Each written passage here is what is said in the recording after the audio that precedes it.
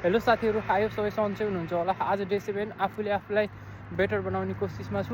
आजको यो डे 7 चाहिँ मैले काम सकिसकेपछि र रनिङ गर्ने बेलासम्मको सबै भिडियो एकमुष्ट हालिरहेको छु र मैले आज कति रनिङ गरेँ र मेरो क्यालोरी कति घट्यो सबै मैले हाल्नेछु। है त आशा छ सबैले राम्रो गरिराख्नु भएको होला।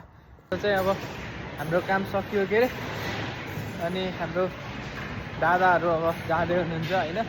म पनि अब औँला ट्याप्प लगाएर रुमतिर जाने हो। अहिले चाहिँ ठ्याक्कै 8:30 भयो होइन यहाँको। अनि लास्टै बिजी भएर यहाँ रात दिन मेसिनहरू चाहिँ चलिरहेको छ क्या, त्यस्तो छ होइन।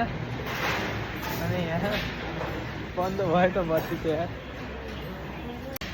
अनि यस्तै हामीले ट्याप्प लगाएर टिका लेख्छ होइन, त्यस्तै छ। अनि त्यसपछि चाहिँ अब हामी रुम गएर यसो केही खाएर फेरि रनिङको लागि निक्लिन्छौँ। रात दिन हुन्छ नि, दिमाग खराब हुन्छ कि यार। बिहान उठेर यो घ्याङ्ग्या घुगु, रातिसम्म घ्याङ्ग्या घुगु, अनि फ्रेस गराउन राति त निक्लिनै पऱ्यो क्या। रनिङ भएन भने त मान्छे पागल हुन्छ यहाँ।